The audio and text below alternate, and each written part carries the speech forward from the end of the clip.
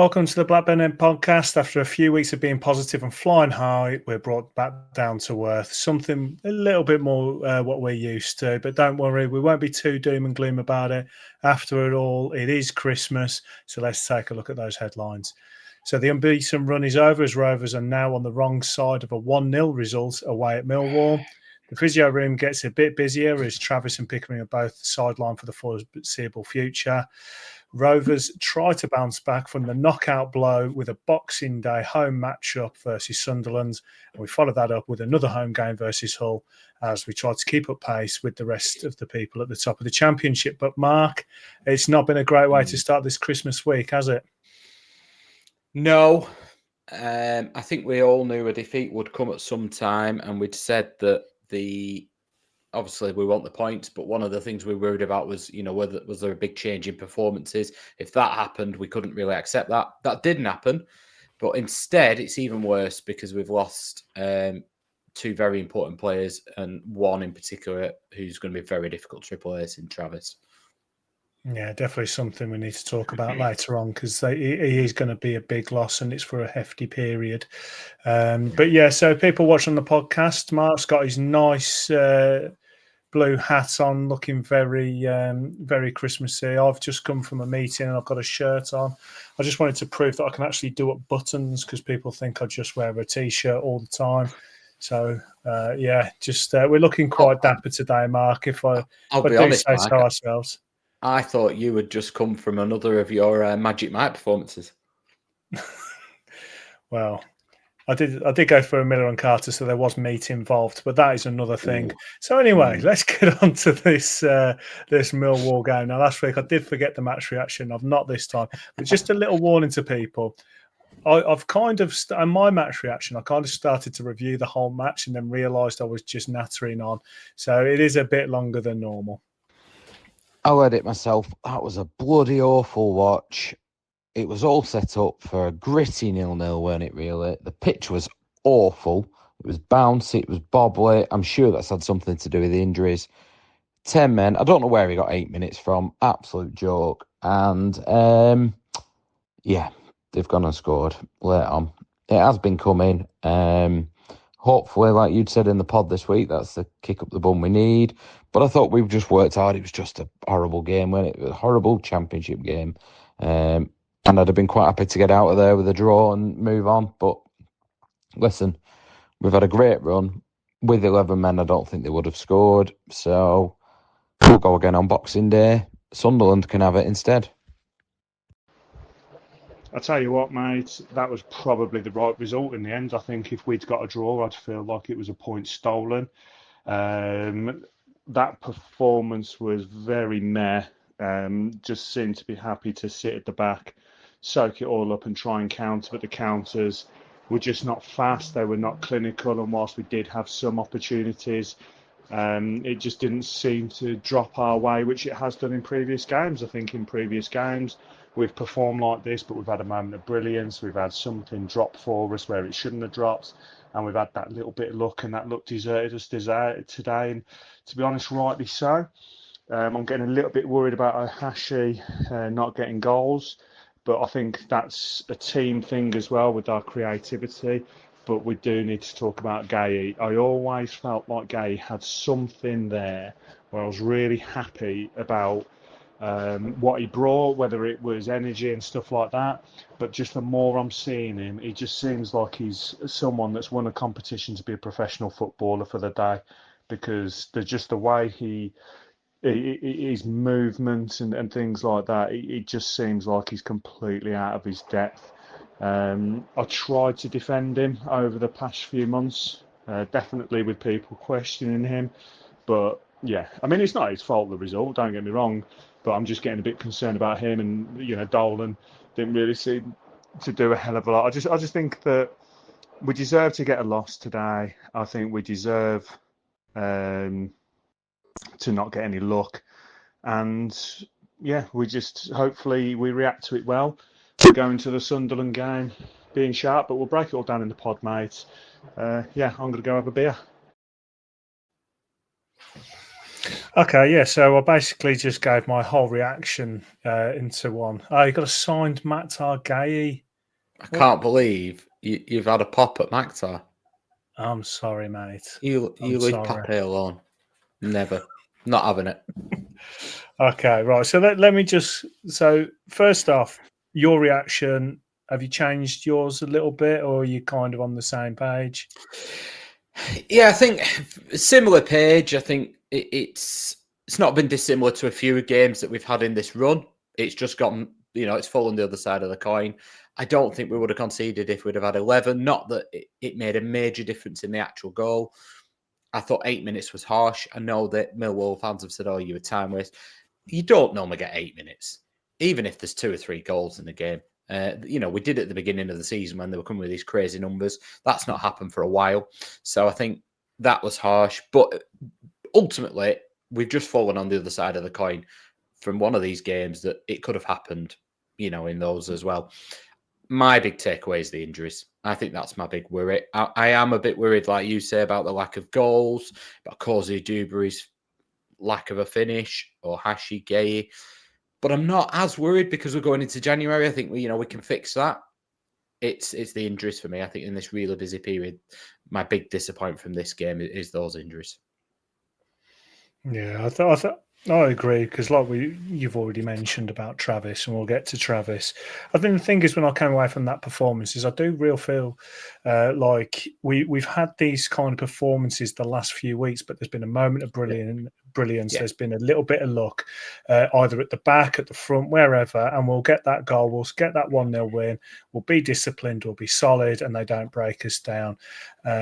This game, that we lacked that, and so the performance itself wasn't that much different from some of the other games that I'd seen, but it felt a very tired performance at times. It felt like we just wasn't going to get anything dropped for us, and that's when I was starting to get frustrated with the likes of Gay, not so much Ohashi, because I think Ohashi tended to drop deep a little bit more. But when you've got a game like this, you need someone to have that quality that's just going to make that look for you, going to get that goal.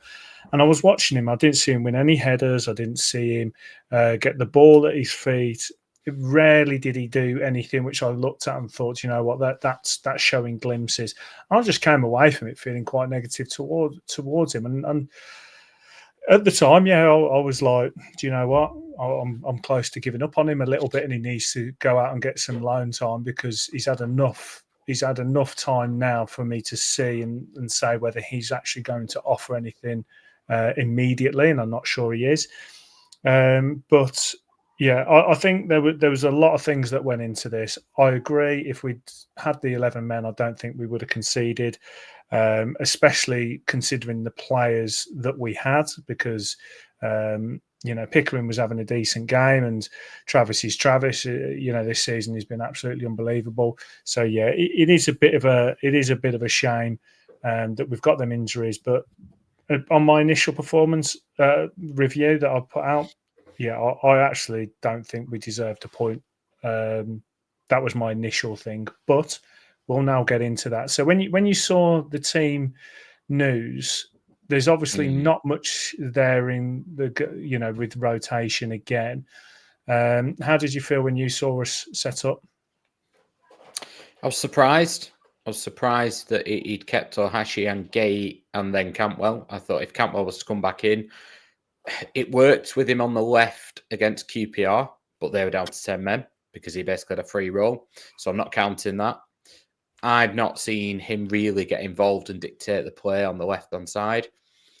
I then saw their lineup and the way that the game started and thought, I understand it a little bit, because I think he thought that Cantwell would struggle to get space in the middle of the park because just the way they were crowding it out, and they were very much a big bully of a team, aren't they? So I kind of got it, but he never got into his rhythm from that left-hand side. He never actually got into any space. So I'm to be convinced about that. I thought Causey Dewberry probably deserved to keep his place. But other than that, yeah, Owen Beck not being in the team was a bit of a surprise. But I think Pickering's probably just edges it in terms of defensive qualities out of those two. So having Cantwell there, I understood it. But it was pleasing to have Callum Britton back on the bench. Tyrese Dolan, obviously, I'd seen him after the last home game, and he was really not well at all. So it didn't surprise me that he was still on the bench because he's probably not fully recovered. Yeah, what about you? Yeah, similar. I was surprised that Gay and Hashi played together because, like I said, I haven't seen much from them to show that they're playing well together. Hedges has obviously had a little bit of time in and out of the team, so I thought Campbell had probably playing that number 10 role and Hedges would have been on the left wing or Beck, like we said. I was expecting a little bit more rotation. It's very easy for me to say, well, you know, you're going to get injuries if you don't rotate because hindsight's 2020. But it is something that we had called about. We had said if you keep playing the same team over and over. I know Travis had one game suspended, but you are going to get some injuries. Now you mentioned the pitch not being fantastic, but generally, I just think that you're asking a lot of a player nowadays to be able to play that kind of role, and they're championship players. They're not 100% elite athletes. Do you know what I mean? They do need rest and they do need to have a bit of time. And I think that just goes because both of them were non-impact injuries. So once again, something we spoke about in pods past. Non-impact injuries really do my head in because when you're getting this many, there's something not right because non-impact injuries are normally preventable to a level. Either by rotation or prepping the guys, whatever. And once again, we're talking about a team that has non-impact injuries. So is it a case when we're not preparing the guys? I don't know. I do think the pitch had a massive say, and I think obviously we had a week between the games. Campbell hadn't played the last game, so fair enough for him to come back in. We played Saturday. We're recording this on Monday. I'm losing my days already, but we're not playing till Thursday, are we? So, and then it's Sunday, and then it starts to get busy. So I think the rotation thing for me, I didn't mind it from that aspect. I'm not saying I would have picked that team, but I didn't mind going again, more or less, with the same team. I think the time to rotate is either Thursday or Sunday, but the non-impact injuries are something I do worry about. I think the needs tend to be something to do with the pitch. I know when Rovers had a pitch about 3 or 4 years ago, it might have even been during COVID, and the pitch was really struggling. And we had 2 or 3 players got knee injuries. I also worry about when they have 4G around the pitch. I think it's too close. I think that's asking for trouble. That wasn't the case in this one, though, but it was extremely bouncy. It was so dry and it was cutting up. So that means it's soft on top and then really, really firm. That is a recipe for disaster for hamstrings and knees. So I actually blame the pitch for this one. I think if anyone was going to get a hamstring injury, though, it was going to be one of the players we've been flogging, which is Tronstad and Travis more than anybody, isn't it? I think that in terms of rotation, no, I'm going to let him off this one. I think we played Saturday. It was Saturday, obviously, again. I'll let him off with that one. But I wouldn't have played Gay personally. I didn't think he did enough. I thought he did enough to earn a start last time around, try and build on his goal, but he hadn't done enough, had he, in the last game for me.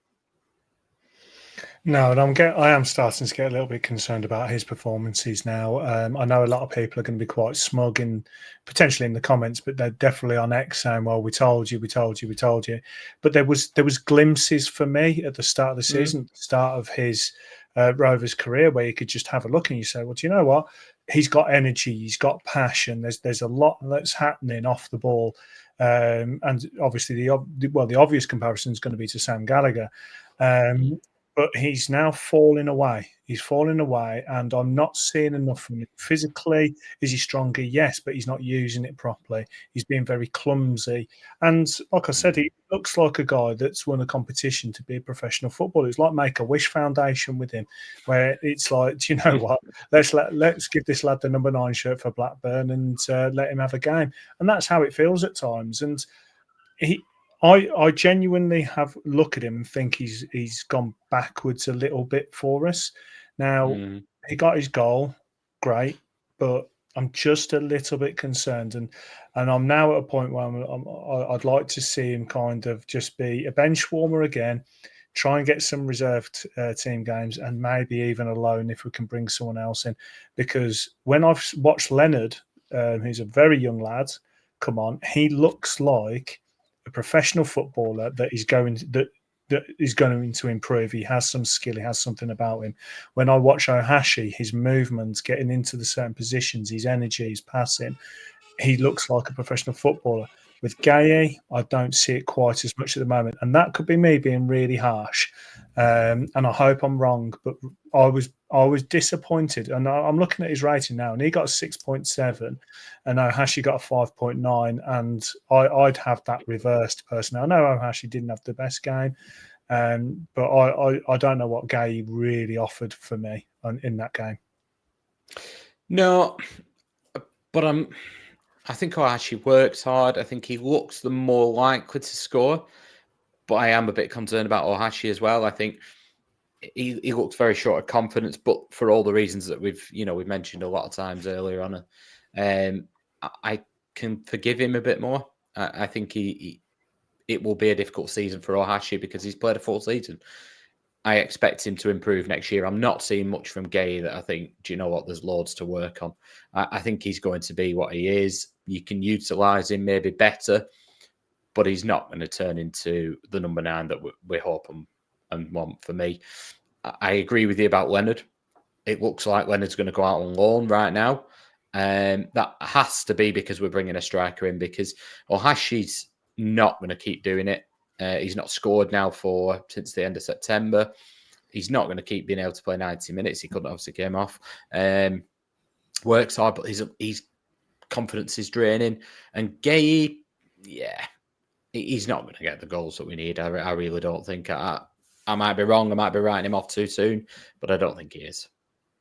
Now, Gaye for me is someone that you have as a big lad to come up the cat amongst the pigeons when you need him to. Can use his strength when he needs to.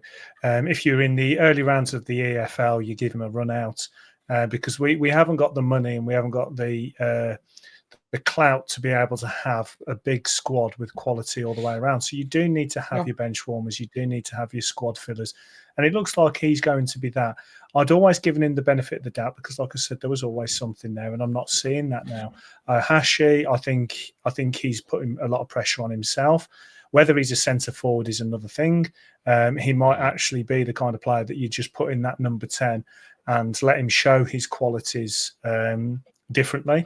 But we once again, we're still talking about how we need a number 9. Sam Gallagher for me wasn't the answer. Gaye is not the answer. I do think Leonard is, but if you're saying that it looks like he's going to get on loan, fair enough. But we do need someone through the door in that number 9, because going back to this game is in isolation.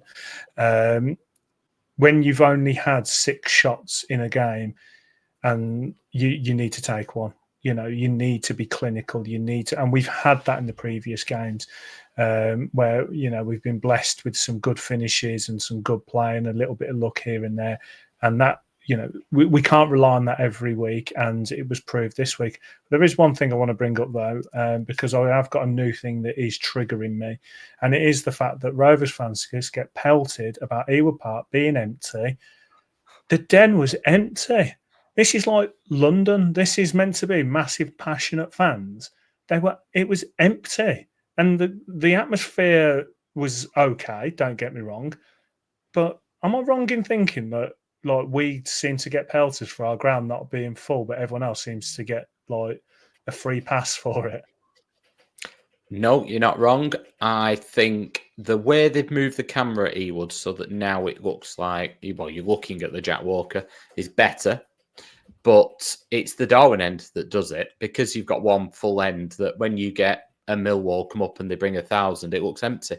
They need to be a bit more creative. I mentioned this in the last forum. For me, they need to net some of it off, but not the netting that we've got that you can see through. A bit like during COVID again, when the Premier League teams have really good netting and it doesn't look like there's empty seats the same. You can actually make a feature of the top tier of the Blackburn End. Not that we're going to need to very shortly in a couple of weeks, but you're not wrong at all. Midweek games are a massive problem. Football teams are finding that even most of the, well, I say most, that's not right. Probably 25% of the season ticket holders aren't turning up midweek games because they can just watch it on the red button and sit at home. Well, this is it's Saturday, 3 p.m., isn't it, in London? But it's an open secret, isn't it, that people have got Fire Sticks, they can all watch the games, and it's Christmas, and they've not got £30 or whatever it was to spend. So instead, what they're doing is, well, I'll just watch it at home or watch it later on or whatever. Which is fine. Which is fine. I get that. But people need to stop having a go at us because everyone's in the same boat. Yep. I know you've got you've got your tourist clubs which seem to attract people, and you've got your ones with super passionate fans from big cities, and I get that. But yeah, it was just another thing that triggered me. So going back to this game, the actual performance and the Blackburn Rovers side of it, who for you stood out in this game as someone that came away with some credit? I think they've all come away with some credit in terms of their effort and commitment, but I was really, really disappointed. I thought Cozy Dewberry was quiet. He had one run in the first 10, 15 minutes whereby they tried to bully him a bit and he threw them around. And I thought, yes, that good lad, showing them that I'm not going to be bullied, and he won a free kick. And that was really it until the second half when he ran through.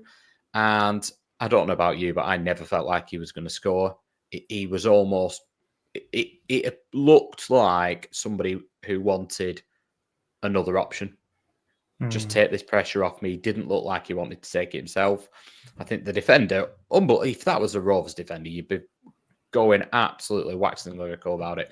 But it was poor. It was poor. Yeah. To not even get a shot away. I thought, Hashi should have got a shot away at a certain time. I just think there's games like this in the Championship, usually midweek, more often than not, but there are games like this a lot in the Championship, and you've just got to make sure you're on the right side of it. And we're keeping lots of clean sheets, so we're doing that side of it, but we've got to get somebody who we can regularly hang our hat on. Now, that is the person that costs a lot of money, unfortunately. But if we want to get in the playoffs, that will make or break it. John Eustace is going to make us really hard to beat, and we'll be involved in games like this. Other teams will, but we'll be in the game for most of the season. Doesn't matter who we're playing. Very rarely will a team get a 2-3-0 lead on us. But then if you got, it's been falling for us recently. The only way it's going to continually do that if you've got probably 2 or 3 people that are getting in 10, 15 goals a season. And we just don't have that. We hope Cozy Dewberry would be that person. We hoped one of, or Hachi or Gay. Obviously, we hope both, but we thought one of them might do. I thought Dolan might step up to this year, Sigurdsson. And once again, we're struggling around to find people that are going to get more than 5 goals so far this season.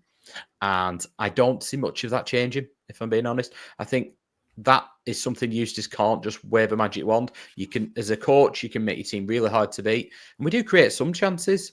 We just don't really have somebody, do we, who you think, if he gets a chance, he'll score. Yeah, and that's the difficult thing. I was thinking to myself the other day, if we had a Jordan Rhodes or a Rudiger Stead leading the line, I mean, it's dreams to talk about this, and they were anomalies for us. But, even Danny Graham and Dak, we had Schmodix last year. It seems like we sort one thing out and then another thing fails. It's like we're spinning plates constantly with this squad. It's like we finally sort one bit out, another bit seems to falter, or we get an injury and we can't cover. And that comes down to depth, which ultimately comes down to money. And I don't really like talking about the run-ins of the club. I mean, for a start, way more than I do about it. I just like to talk about the football and the performance. But ultimately, it is going to come down to money with us, whether we can actually bring in those players exactly like you said. I think Ohashi has a place in this squad. Cantwell does show a lot of quality. Travis and Tronstad, brilliant players holding it in the midfield. Weimann, we knew, was just going to be plugging a hole because of his age. Hedges, everyone knows I've got a real soft spot for Hedges, but he can't hold it together for too long because he'll get injury, he'll get tired, whichever. Dolan still getting pelters, and I understand why. It's exactly what we've said.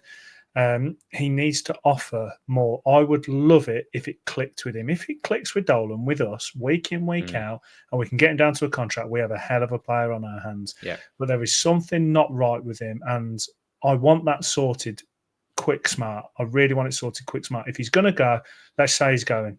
Off you go. Let's try and get some money for him in January and use that money. If he's going to stay, get the contract signed, give him what he wants, let's stay. But I just want that sorted. And Sigurdsson, it's just not words. He will be out the door. I can't see there being a comeback from this. I know he's been ill, but I would have thought we would have seen something from him by now, or something being said, and we haven't. So once again, we're going into the window and we're saying, right, we need help in that final, 3 or 4 positions. So that was the one thing I wanted to bring up with you. I was conscious of the fact that I've come talking about this game. I'm talking about the performances aren't that much different to what they have been with some of our previous games. And we've got a little bit lucky. Not all of them, just the odd one. And I've come away from them still feeling positive, like, oh, well, we've got the job done. We've got the job done.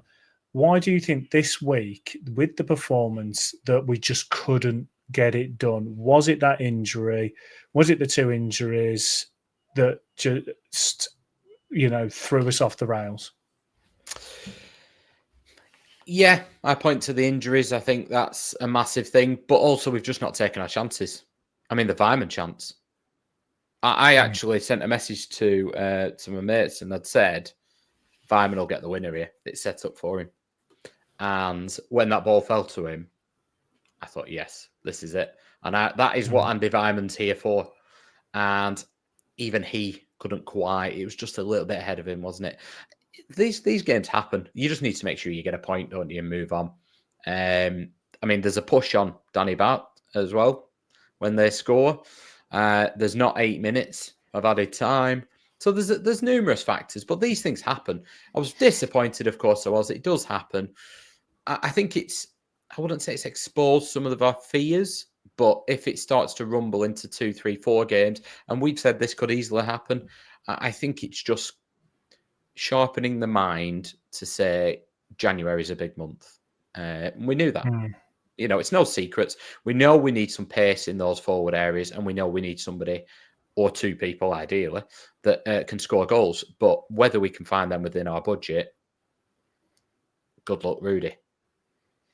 Exactly. I mean, I love the fact we do these match reaction audios, because it does give us the chance to actually put into the podcast how we was feeling right after, seeing the game and settling down. And now I've had chance to sit back and actually think things through. Look where we are in the league. Look at the results we're getting. Look what happened against Coventry and how we bounced back from that. It's quite easy for me to come away from that game as a fan and just think, this is it. We're going to lose. We've lost this game. We'll lose the next one.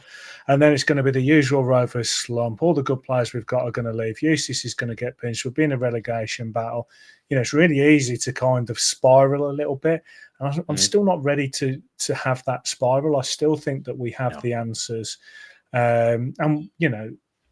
We're positive guys. We're not overly positive. We're not overly negative, but we're relatively positive with this squad at the moment. And I still feel positive. We just need to find a way of getting the goals and being clinical now. But when I came away from this with the injuries, I think it's the injuries for me, which is now why I'm down about it. If you said to me, right, you've lost 1-0, everyone's fit, you're going to go into the Sunderland game, you're like, hold your hands up, we were due one. We got a bit lucky over the time, and the luck was going to run out, and fair play, they got a bit of luck this time, let's carry on. But Travis and Pickering, they're 2 big losses, aren't they? And that's exactly how I'm feeling. I mean, we have had some luck with those results, but I'd actually argue that we've earned it. You earn what you get, and the fact that we're staying in games, the fact that we're so resolute, the fact that Owen Beck gets an absolute square one in the face. This happens all the time. Pears makes a few decent saves. People are throwing their body. That's not luck. That's why we've kept clean sheets, and that's why we've stayed in games. And I still don't think we would have conceded with 11 men. I think we would have had enough to see the game out, and I think that it just got a bit too much, didn't it? Especially with the 8 minutes. But it is the injuries that's deflated me. I could have accepted a defeat and moved on, but it's Travis is the one for me. I think we've not got a like-for-like replacement. We're probably going to look at how you would imagine after Travis was suspended. In came Lewis Baker. He's not quite a like-for-like player. I think he does his best work further forward. John Buckley's more of a natural replacement for Tronstad, I would say. So do you think he's the one player in the team that we can't replace?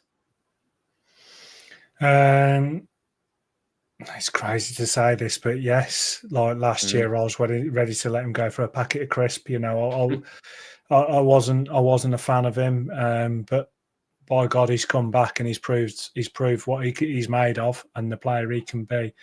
I always said that, you know, he played the role of pantomime villain quite well, but actually he's proved this year he's way more than that. And I think Tronstad's got a lot to answer for with it. But I always said that if Travis was injured, I'd let Jake Garrett come in and Jake Garrett play that role. And obviously we haven't got Jake Garrett, but would it be interesting to see if he gets recalled early to cover that position? I'd be very surprised. He's struggling to get a look in at Bristol Rovers, isn't he? So, but if you're going to call him back, if he's not playing there, you may as well call him back and see if he can offer something for us. You know, give him a couple of training sessions and see if he can jump in on that role and play the same villain role. But I don't think he will. But yeah, I think he's probably at the moment the most irreplaceable player. And I'm saying that without seeing Toth. So Pears is very irreplaceable at the moment. So I think you're right. But 6 weeks it's meant to be without him. You know, you could give or take. It could be 5 or 7. I think it's going to be very difficult. The fact that we're going to play Sunderland, which we'll get on to, is going to be the difficult one, because if we was playing Hull next, I'd say, okay, we could probably put in a little bit more of an attacking player there. But because it's Sunderland, you want someone who's a little bit more defence-minded. But before we get into that one, let's just have a quick look at the reaction of some of the fans on the Rovers X. 2 home games coming now, so hopefully we'll bounce back and get something on them. Poor game, draw would have been fair, but need to start causing other teams issues. Every so often we should go with a high line just to mix it up. Sorry, Rovers fans, but every time I go away, we get beat at the last minute. This was Terry. I'm taking responsibility for this as well, because once again, I said that I don't like making predictions, but the one thing I'm going to predict is that we're not going to lose, and we lost. So I'll take responsibility on that one. And then Aaron's put, it was always bound to end. Just need to get our heads back down and go again Boxing Day. There was one that did agree with me, saying I deserved loss. We were really poor today. The run was always going to end, but concerned about the injuries. This is the time of year where we usually screw up our season, so a big test for the staff and players to go again. That was Adam. So the deserved loss thing, there's not many people saying that we deserve to lose, but I thought we did. What do you think would have been the fair result? Do you think draw? I think a draw. I think if you look at the chances we had, they might have had more of the play, but the chances we had, I would argue, were the better of the chances. I look at Ohashi's, I'm looking at Vyman's, and I'm looking at Kozia Dubry's. I don't recall them having chances that clear cut. I mean, we had backs to the walls, but they weren't. Yeah, we got behind the ball, didn't we? So it's not like they had clear cut opportunities, was it? No, and I struggle a little bit with, you see on X, you see on Facebook, you see on wherever else, the Rovers fans are saying, oh, here we go, here's our typical slump at Christmas. I don't see that. We could go 3 games without a win again. I could see that happening. 1-0s, 2-1s, those kind of close games. But I don't see us dropping off a cliff, because performance-wise, I think we've got a real solid foundation, a real solid plan. We've got a manager who is able to set up and adapt the team subtly to face the opposition. And we've got a team that buys into that. So I don't see this big slump. I'm not saying we won't go 3 games without a win, 4 games without a win. I could see that happening because we've got games are so close with us and we've got people who are not scoring freely. So that could easily happen, but I wouldn't be calling it a massive slump.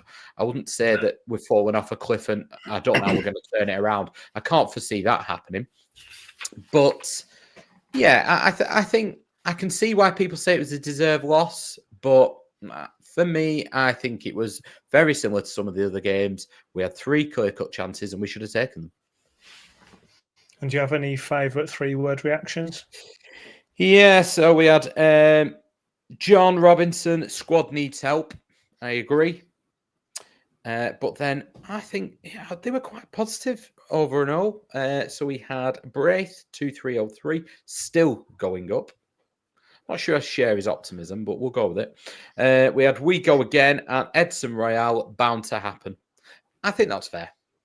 I think one of them was going to fall the other way. Like I said, the reason I think I was so deflated was the injuries. Yeah. Well, I normally ask you about the quick one-word reaction about being happy with the performance. And for me, with this one, I don't think I can really put it into one word. I think if I'd got a draw, I'd be saying yes, but because we lost, I'm saying no. So I'm going to say no. I felt like we were too lackluster, and I felt we just weren't at it. So I'm going to say no. You see, I think I'm going to contradict myself here because against Hull, where it was minging, the weather was awful. Very similar conditions, different conditions, but very similar, in terms of how difficult it is to play a game of football. It was bouncy, it was windy. You're at Millwall, it's just minging. I'd said yes because we managed to get a result. So I feel a bit of a cheat saying no. So I'm going to go yes in terms of I'm okay with it. I didn't think You're it was, okay. You're down the middle. I didn't. I'm not sitting on the fence. I'm just all right with it. I think it's one of them. If you get the result, fine.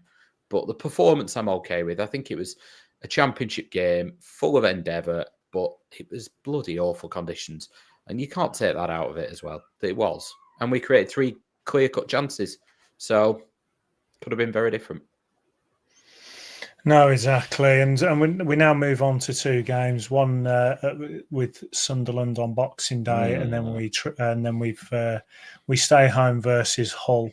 So Sunderland, we're now 6 points adrift from them in 4th place. We're still 2 points clear of West Brom into the playoffs in 5th.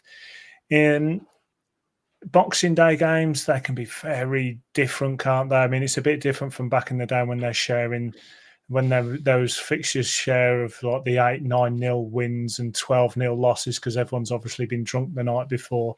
But these are professional clubs. This doesn't happen anymore. But can you see us a home game? Is that an advantage for us on a Boxing Day game?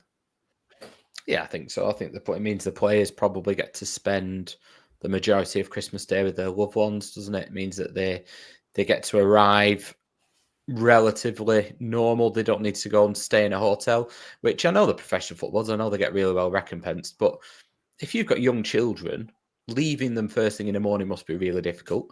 And there's an element of Christmas Day, isn't there? After about 4 p.m, it gets a bit, oh, come on. This year, that won't happen because Gavin and Stacey's on at 8 o'clock. But other than that, you do get a bit like, because you've been up early and the excitement and all that kind of stuff. It does fall by the wayside, but you still won't want to go and sit in a hotel room on your own, on Christmas Day night. So I think that kind of thing helps. Sunderland bringing 7,500 supporters on Boxing Day will help because it can be quite flat on Boxing Day sometimes. There's usually a bit of a quiet in the crowd because everyone's got a bit of a sore head. So that probably won't happen because Sunderland will be loud and proud. It's going to be a close game, this one. I've just looked at their last few results. So they beat Norwich at home, but Norwich did go down to 10 men directly before the goal. But it was 2-1. 3-2 again. They won against Swansea. 1-1 at home against Bristol City. 2-1 at home against Stoke. 1-0 they lost away at Sheffield United. Then it's been 0-0, 1-1, 2-2, 0-0. So 0-0. there's usually the odd goal, very similar to us in the games. I think we'll win this one. I think we will be bang up for it. I do. I think Lewis Baker's going to come into that midfield with a bit of a point to prove because he knows he needs to. This could be the chance to secure a contract here or elsewhere. His contract's up in the end of the season. He's on loan. This is his run, chance to have a run of games in the centre of midfield. I do think he's better slightly further forward, but he's not going to get in slightly further forward. So I think you've probably got Tyrese Dolan will come back into the team after his illness. I think Cozy Dewberry may drop out, may not. But I think there's room there. I think you'll see Cantwell back in his number 10 role. I can't see Gay starting. So I think there's a few players that will be desperate to make an impression. I think Owen Beck will obviously come back in at left back. So you may well see Hedges come back in the team. Or Dolan and Cozy Dewberry might be out wide. But either way, I think there'll be a freshness about the team and a determination from 2 or 3 of them to want to make a real impression, particularly January around the corner. Because if Lewis Baker comes in and doesn't do the business in the next 2 or 3 games, or John Buckley, are we going to have to look at it and go, do you know what? We haven't got any backup for Travis here. Let's go and dip into the transfer market. So there's a lot at stake for some of these players, and I just think this might be one of our better performances in the last few weeks. I hope you're right. I agree. I think Lewis Baker will be the one that comes in to partner Tronstad. I think he has enough championship quality to come in. I don't think Buckley's necessarily shown enough, and I don't think JRC's trusted in that centre mid position. No. So I do think it will be Baker. We're going to see Beck's going to have 12 plus weeks at left back now. He's just going to be sat there. The only worry is if he gets recalled. Is there a chance he can get recalled by Liverpool? So obviously he's done quite well for us, and whether they want to see him, stepping up to, I don't know, would the low-end Prem team want him? I'm not sure he's good enough for low-end Prem, but you don't know what Liverpool are thinking. So the fact that Pickering's got an injury could potentially mean that Liverpool are more than happy to keep him with us because they know that he's going to be getting a hell of a lot of game time, and that's ultimately what the goal is for him. So whilst the Pickering injury is awful, and I don't want that to happen, it could work out well for keeping Beck. So I do think Beck will be that left back for a long time. I do think Baker will come in. I do think Gay will drop to the bench. I think Cantwell will probably go into that number 10 role with Hashi being up top. And then you've got to think about, like you say, your Hedges, your Dolans, on the wings. Yeah. So because we haven't got Beck now going into that left wing, so that now gives Hedges the opportunity to win his position back because it was his position.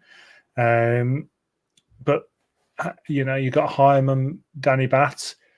Are we going to split them up in these two, or are they still going? Do they look tired in any way?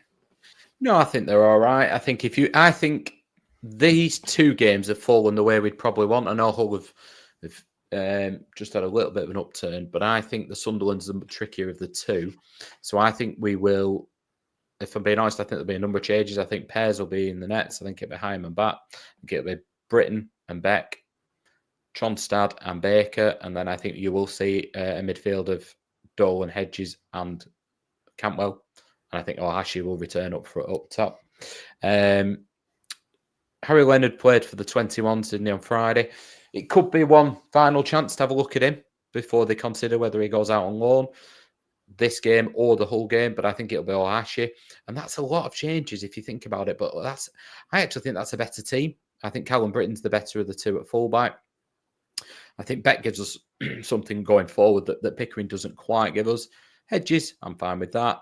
Dolan has had a bit of a rest now. I know he's not been well, so it's not quite a rest, but you've got Baker really hungry. And Cantwell's better in the 10. For me, he doesn't impact the game off that left-hand side enough. So I'm actually really looking forward to it, if I'm being honest. Once Christmas dinner's done, I'll be like, right, come on, Gavin and Stacey, bed, Sunderland, here we go. Exactly. I agree. I going back to the Millwall game, I don't come away from it feeling overly negative about the club the playing side of the club. I'm still happy with the guys. I still love the team. I still love the squad. It's just I'm more than happy at Beck at left back. I mean, you could argue to say he's our best left back out of the two, and he's shown the better form out of the two. So that's not the issue. The trouble is Beck has shown quite a lot on the left wing. So you are losing that. He's shown quite a lot of talent on that left wing. So whilst I'm quite happy that left back has now been covered and covered very, very well, I'm now worried about that left wing. And Baker with Travis, much, much different player, but Baker can maybe unlock a defence or have a bit of creativity that Travis might not necessarily have. And it could mean that we start getting a few more opportunities, better opportunities, should I say, going forward. So Ohashi, Campbell, our wingers, they could actually end up having more opportunities through Baker. So, I'm looking forward to the Sunderland game. And then we move into the Hull game. Let's assume we were right and we are John Eustace's right-hand man and he's listened to us and we've had that starting lineup for Sunderland. Do you think he'll mix anything up for Hull if we manage to, get a win against Sunderland? I do. I think he will do a bit of rotation. I think you will see Rankin Costello come back in for that game. I think you will then see Cozy Duby maybe get another start. And I have got a funny feeling Harry Leonard might get some minutes in one of these games, just to have a look at him before the window. Will Vyman play? Maybe. It wouldn't surprise me if Vyman plays one of these two either. Wouldn't surprise me if Vyman plays against Sunderland, actually. He tends to go for Vyman against the, what you would say are the best teams. Yeah. Yeah. I mean that top four, they are splitting away now, and Sunderland have been very, very strong in that position. And then you go to Hull, which obviously they've managed to get their win, but ultimately they're off the back of quite a few losses and draws. Is the Hull game one where you're expecting 3 points? Well, Ruben Sellers has come in now, hasn't he? Obviously, he didn't officially take charge against us last time. I think you've got to expect 3 points at home against most teams in the Championship. They lost last time they were away at Coventry, and they lost when they were at Middlesbrough, but you can't read too much into them. The last two away games, only one has Sellers been in charge for. They're playing Preston, obviously, the two away games, so they'll probably stay around here. I'd be disappointed if we don't get 4 points from these two games, yeah. Yeah, I mean, I said that I just wanted at least one win to prove that, the Christmas period wasn't terrible for us. But if we could get a draw, against Sunderland and a win against Hull, I think that's got to be considered a successful Christmas period for us. You add in the Millwall loss and you're probably a little bit more disappointed considering where we are and how our form has been. And in a way, I think that the fact that we're being advertised everywhere as this form team, it's on the Sky Bet stuff, it's on Sky Sports, everyone's tweeting about it. In a way, you want people to kind of shut up a little bit about it and let's just go about our business. But yeah, I mean, I would take a draw against Sunderland and a win against Hull. Obviously, if we're chasing going up the league, you would prefer the win against Sunderland because you're taking points away from them. But they're a very, very good side. Hull, it was a good result for them against Swansea. And, they're coming to play Preston. That's going to be the litmus test as well. So, yeah, I'd take 4 points. I really would. Think, well, we obviously would. But, I just want us now to be putting in performances. I want the guys that are coming in to show that they've got a little bit of grit about them. I want Dolan to show, look, I deserve this contract. I want Hedges to say, do you know what? I lost my place to Beck, but I'm better than him. I want Baker to come in and say, look, you brought me in on loan for a reason. This is me. I'm like you said, I want a contract here. I want a contract elsewhere. This is what I want to do. I want Ohashi to show a bit of bite as well. The one thing he did very early on in his career with us was he would be putting his head in the way. His positioning was really good. And whilst he has got an element of that, his bravery sometimes isn't quite there. When I say bravery, the bravery to make the runs to where I would want him to go. So, yeah, I just want to see two performances where I look and I say, right, we've reacted well to the Millwall game. Sometimes you don't get the results. We've talked about that. Sometimes luck doesn't go your way. We've talked about that. But I just want to come away and say, you know what? You've learnt your lessons at Millwall and you've really come back and you've tried your best to make amends. And 2 home games, you know, what the ticket sales looking like for these 2 home games? Because normally we do okay around the holiday periods. We normally get people bringing family up and getting to games. I'll be honest, I think that you get an element over Christmas, don't you, of people buying usually the Boxing Day ticket as a gift. It would appear that most people are doing that against the Dingles instead. But tickets are available. Not that I sound like a salesman here, but tickets are available in all areas. Yes, they are. I'm just having a quick glance on now. NL1, Blackburn End, that's usually fully sold out a couple of days before a game. Yeah, front row. So Blackburn End, there's a few tickets available. Jack Walker. Let's have a little glance. A smattering. So yeah, decent. And they're bringing 7.5. So you'll be probably approaching 20,000 for that game. Hull will be less because they'll not bring as many. You know, they should do. It's not. That's 2.5 hours, isn't it? But it's not a great trip from Hull. But they should do over Christmas. That will be your gift. What more would you want to buy somebody than a ticket to a day trip to Blackburn? Exactly. I mean, to be honest, this is the first home game on Boxing Day I've missed, I think, for quite a while because we've got family coming to us this year. So I'm going to be stressed as anything.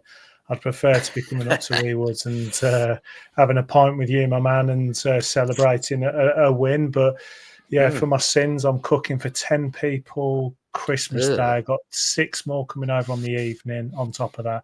And I've got 16 different people coming on Boxing Day. So I'm going to be fuming, mate, fuming.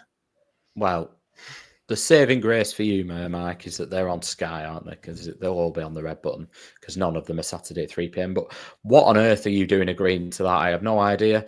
I am very fortunate. My dad is retired now, but he was a chef. So obviously, when it comes to the biggest games of the season, you don't rest your star men. So he will be taking the key role of cooking on Christmas Day. And I will thoroughly enjoy the fruits of his labour on Boxing Day also. So what does he rock with? What does he rock with, on Christmas Day? Oh, everything. Turkey, beef, the works? No, just turkey Christmas Day. It's enough. I have had a bit of an issue because Lottie's had her Christmas dinner at school and was absolutely furious that there was no Yorkshire pudding. Now, I don't think Yorkshire puddings belong on a Christmas dinner. So, but my dad's now going to make them because obviously she's his granddaughter and she gets whatever she wants. And he said, well, she was fuming, so I can't not do them. But out of protest, I love a Yorkshire pudding, other than the fact they're from Yorkshire. But I will not be partaking in a Yorkshire pudding on Christmas Day because they do not belong on a Christmas dinner. Discuss. I mean, Mark, if that's the pedestal you want to sit on and talk, and talk to from a high about, I can't join you. I love a Yorkshire pudding. I do agree that they shouldn't be on a Christmas dinner. I do get that, but it's Christmas. You have what you want. So if Lottie wants a Christmas Yorkshire, she shall have as many Christmas Yorkshires as. Well, she will. Grandad will make her. And obviously they do serve a great purpose to have your gravy in them as a bit of a dipper. But I will be partaking in about 453 pigs in blankets instead. Nice. Well, I mean, I've got to do, so I do turkey, given. But my family, they've got the palate of a 1920s coal miner, right? So I can't do anything nice with the food. So normally it's stuffed and bacon wrapped and all of this. No, it's got to be just they like it plain. Well, I have to do beef because some of them don't like turkey. So it's like, okay, I like it nice and seared, red in the middle. No, it's got to be well done. I wanted to do a beef Wellington this year, and that's a big no-no. Amazing. And then I've got to do gammon as well. But I'm not allowed to do like mustard wraps or anything, mustard rub or anything like that. It's got to be just normal plain.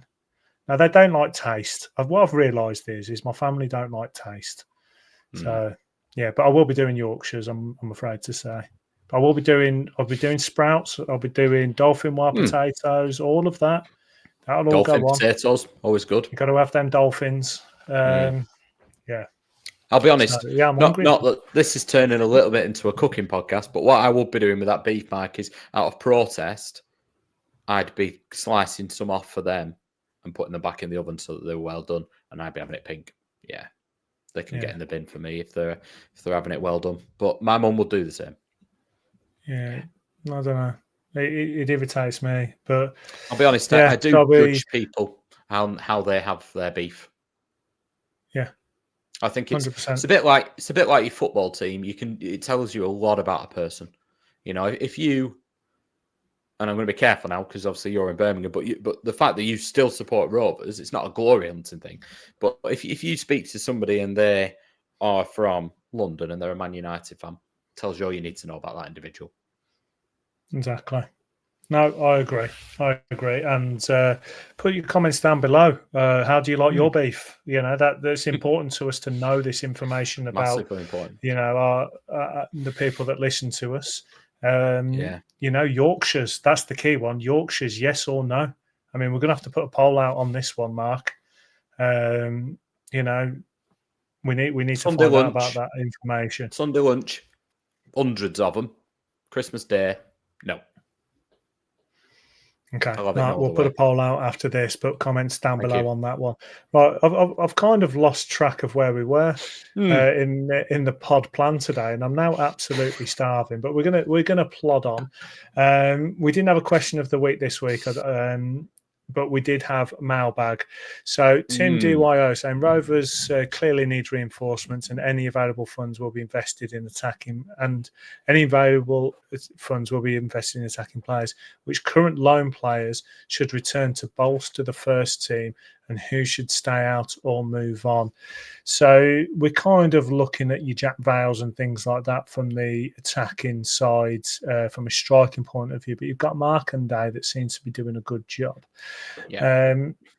What's your thoughts on the current loans that are out there? Well, Jack Vale's had quite a lengthy injury, hasn't he? So I'd leave Jack Vale where he is. I think Jay Batty's done all right. He's had a lengthy injury again, though. But Accrington Stanley are really struggling. He's getting the minutes, though, is the key thing for him. Whereas Connor O'Riordan, Jake Garrett, not getting the minutes. I would have them straight back and get them out somewhere else for minutes. And then the other one I would have back is Dylan Markanday.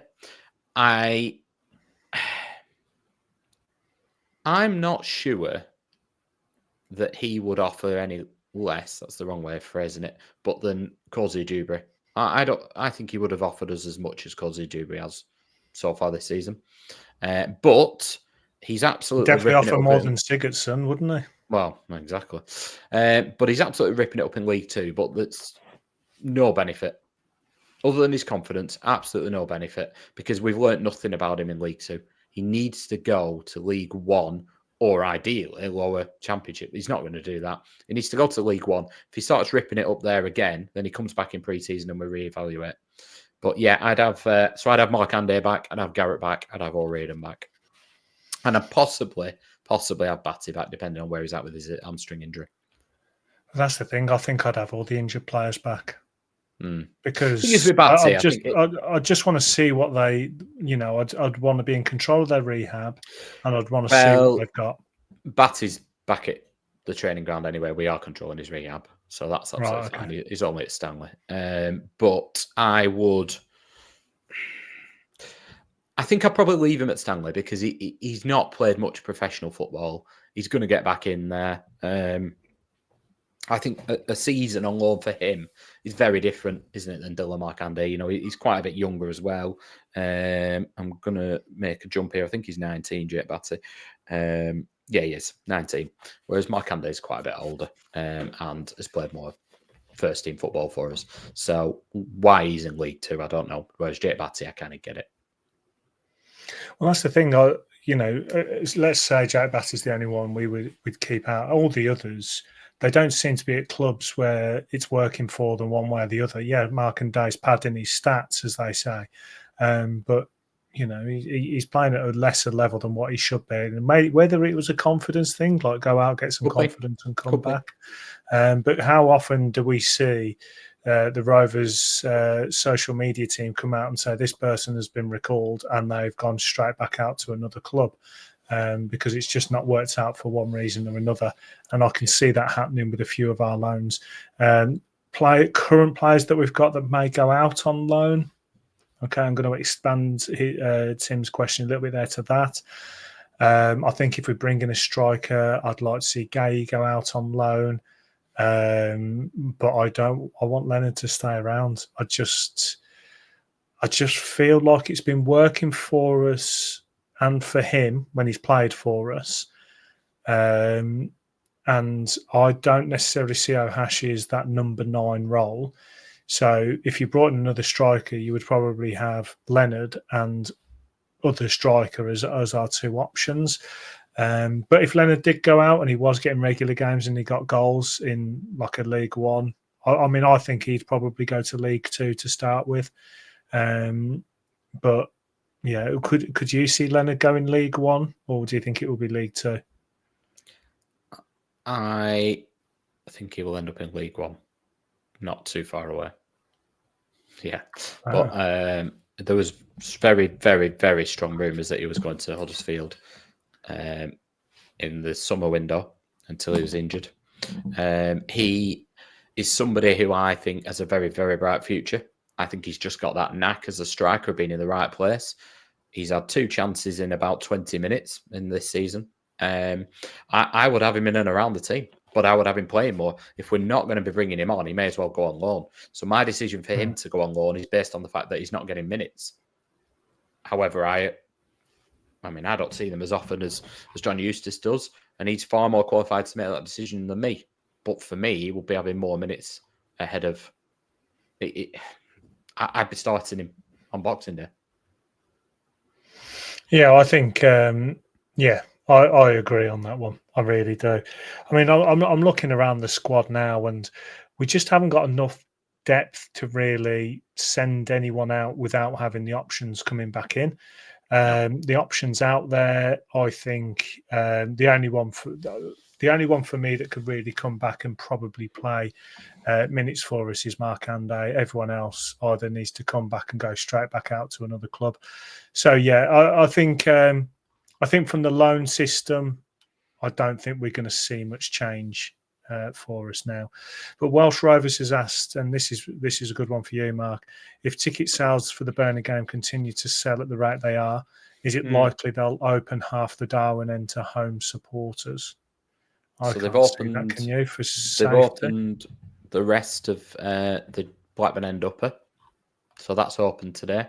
There's hardly any tickets left already in any Rovers ends. No, Burnley will be in the usual spot in the middle of the Darwen End lower, with segregation either side and at the front. The upper tier will remain closed. I believe the reasons behind them not being given more is that I think they're at a sort of a threshold with the policing, and it would take it to another threshold, which would involve quite a big cost. And that would then mean that to recoup that, we'd have to give them an awful lot more tickets. And at the end of the day, why do we want to be paying basically for some dingoes to come when we know they panic at the sight of running water and they redecorate our toilets all the time anyway? So if they want the fans to be there that much, maybe they want to pay the police bill. But yeah, Rovers fans can't be in the Darwen End because of where Burnley are positioned. You're not going to put them above Burnley fans, as much as it could be amusing for about 5 minutes. And I get the idea, because then you could drown them out. But yeah, it's not going to happen, I'm afraid. It's the last option, isn't it? The last option to open up the rest of that stand.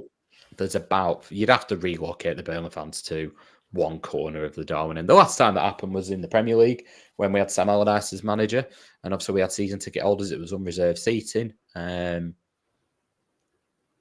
yeah, it's not going to happen this time, I'm afraid. So there is, I think South, I think there's less than 500 tickets remaining at time of recording.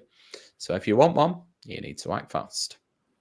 It's going to be a good one. But no, cheers for those questions, guys. Any questions you want to put in, we always put it out on X. We've also got the blackburnend@gmail.com being our email address. Mark, we said it wouldn't necessarily be the longest pod this week because it's Christmas. Is there anything you wanted to talk about before we wrapped up? I was just going to pose a question and I thought, do I tell him this question in advance or do I just put him on the spot? And I thought, no. So I've not thought about it either. Christmas, you can have one gift from Santa, Rovers-wise. What are you going for? It's got to be a new striker. I want him to find me a nice shiny new striker for us to hold our hopes to and get us some goals. What about you? Well, if you're getting us a striker, I'll not waste my wish on that as well. I would like some pace out wide, but I'm going to say 3 points against Burnley. That would be a good one. If I hope that on Christmas Day, and we've got a striker from your house, Mike, what a Christmas. Tell you what. Well, everyone put their comments down below. What would you want Santa to bring you as a Rovers fan? Also comment on everything we've discussed in the pods, Yorkshire puddings, everything. Stick it all down below. Mark, it's been an absolute pleasure. I hope you have a great week. Yeah, and can I just say thank you to everyone who's watched, liked, subscribed, shared everything. Obviously, we've won more before 2024 is over, but to say we've come over from Rovers Chat, but to say we started this season, really, the numbers have been absolutely incredible. We're starting to get we've had some really good feedback from the start, but we value all the feedback. It's good because at the end of the day, we're just two plonkers having a bit of a ramble. So if there's stuff you want us to ramble about or not, let us know because it's you guys that listen to it. But yeah, just a massive thank you, really. No, and I echo that. It is great. We read all the comments and our DMs are always open. If people want to send messages, chat, it's a difficult time of year. We're always here if you want to chat. But no, we do get overwhelmed sometimes with some of the comments. We have the players, dads and stuff coming up to Mark and things. It's a strange time. But no, we really enjoy it. And yeah, like I said, but I hope everyone has an awesome Christmas period. Whether you're religious or not, it's always a good time to spend with friends and family. And we all hope Rovers give us the gift of some points as well. But everyone, have a good one, and we'll see you next week.